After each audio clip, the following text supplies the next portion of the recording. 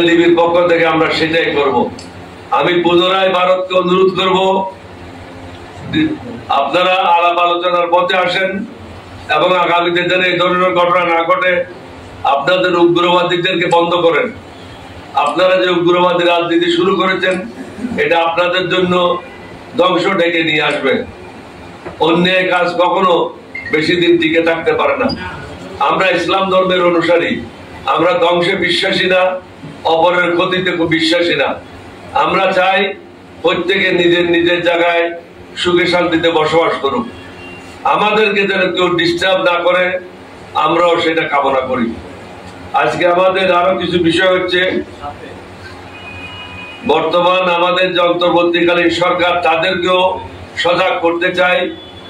কিছু কিছু রাজনৈতিক দল আছে যারা আওয়ামী লীগের প্রতি খুবই দুর্বল, তাদেরকেও সাবধান করে দিতে চাই। আওয়ামী লীগ সংগঠিত হচ্ছে এবং কে সংগঠিত করছে, কে দায়িত্ব নিয়েছে এই তথ্য আমার কাছে আছে। তিনি কোথায় কোন বাসায় আছেন সেই তথ্য আমার কাছে আছে। তাকে কারা কারা সাহায্য করছে সেই তথ্যগুলি আমার কাছে আছে।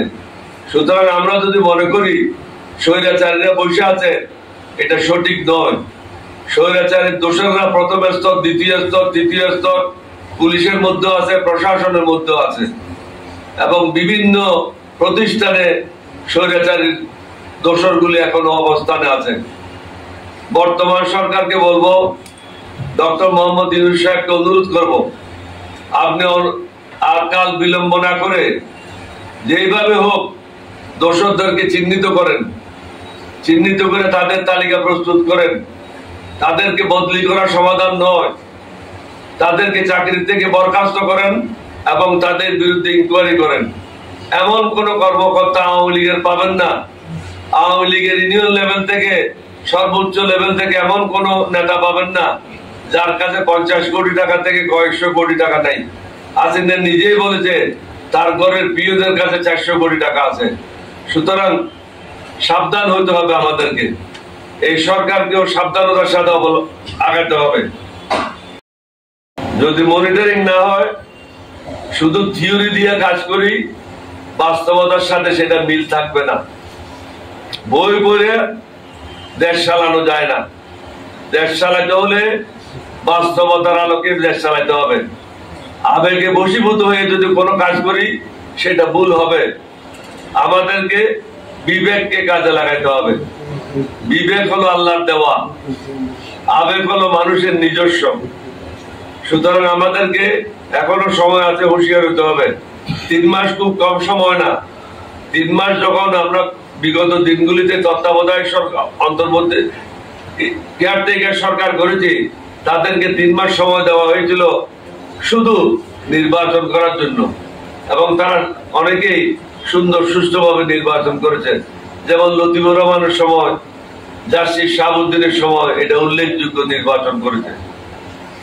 নতুন নতুন ষড়যন্ত্র করছে এবং ষড়যন্ত্র হচ্ছে যা মানুষের জন্য খুবই বিব্রতকর। প্রত্যেক দিন কোনো না কোনো জায়গায় ছাত্রলীগ, যুবলীগ, হিন্দু সম্প্রদায়ের কিছু ছেলে মেয়েদেরকে সাথে নিয়ে তারা বিভিন্ন রকম অশান্তি সৃষ্টি করার পায়তারা করছে। হাসিনা দিল্লিতে বসে তাদেরকে দিক নির্দেশনা দিচ্ছে।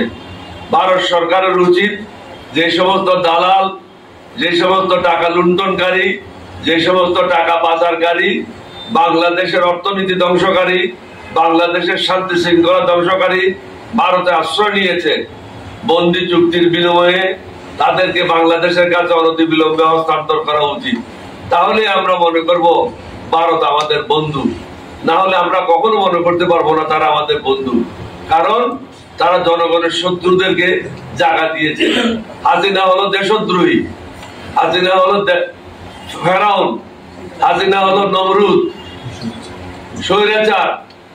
তাকে কোনো অবস্থাতেই আপনারা নতুন বধূরূপে ওখানে গ্রহণ করতে পারেন না। তার বিরুদ্ধে আপনারা ব্যবস্থা নেন, বাংলাদেশের কাছে হস্তান্তর করার একটা সুযোগ সৃষ্টি করেন। সামনে রমজান মাস আসছে, বাজেট আসছে। যে সরকার 40-42টি রেজিস্টার্ড পার্টির তালিকা প্রস্তুত করতে পারে না, তাদের কাছে জনগণের ভরসা কিভাবে আসবে? রেজিস্টার্ড পার্টিগুলি লিস্টগুলি সরকারের কাছে থাকা উচিত। কালকে আমরা দেখেছি সেই তালিকাটা ছিল না, অর্থাৎ যার যে দায়িত্ব সেটা সে পালন করছে না। আপনি সচিবালয়ে যান, সচিবালয়ে স্থবিরতা বিরাজ করছে, কে বদলি হচ্ছে, কে কোথায় যাচ্ছে, কে প্রমোশন হচ্ছে, এটা নিয়ে সবাই ব্যস্ত। তারা নিজের যে কাজ সেটা তারা সঠিকভাবে করছে না। বিশেষে সবাই এই দেশের নাগরিক হিসেবে বসবাস করুক। ভারতের উচিত হবে বাংলাদেশে আর নতুন ভাবে কোনো দালাল যেন সৃষ্টি না করে, বাংলাদেশের মানুষের সাথে মিলেমিশে তারা তাদের রাষ্ট্র পরিচালনা করবে, আমরা আমাদের রাষ্ট্র পরিচালনা করব। যার যেখানে সাহায্যের প্রয়োজন পড়বে আমরা একে অপরকে সাহায্য করব। তবে শত্রুতামূলক যে মনোভাব ভারত পোষণ করছে সেটা যেন অনতিবিলম্বে বন্ধ করা হয়। তারা বিভিন্ন সময় প্রতিদিন বলে যাচ্ছে ভারতে হিন্দুদের উপর এটা হচ্ছে, ঘর বাড়ি পড়ায় দেওয়া হয়েছে, ব্যবসা বাণিজ্য দখল করেছে। আমি বলেছি মমতা ব্যানার্জি, আপনি যে বক্তব্যটা রেখেছেন অত্যন্ত আপত্তিকর। আপনার উচিত আগে মোদীকে বলে ভারতের প্রত্যেকটা রাষ্ট্রে জাতিসংঘের শান্তি মিশন ওখানে কায়েম করা। মুসলমানদের উপরে যে জুলুম হচ্ছে ভারতে সেটা সশক্তি যেন শান্তি মিশন দেখতে পায়।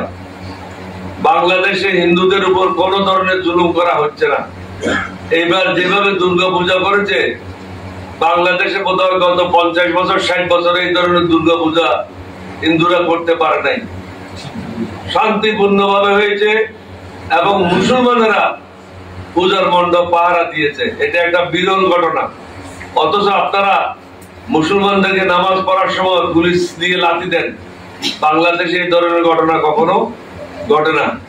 সুতরাং আপনারা যদি মনে করেন এখন অন্তর্বর্তীকালীন সরকার আছে, দুর্বলতা আছে, হাসিনার দালালেরা বিভিন্ন জায়গায় আছে, তারা দুর্বল, এটা ভাবা মোটেও সঠিক হবে না। আমাদের যে যুব সমাজ তাদের সংখ্যা প্রায় 12 কোটির মতো। এই যুব সমাজ 12 কোটি হলো আমাদের সেনাবাহিনীর সদস্যদের মতো।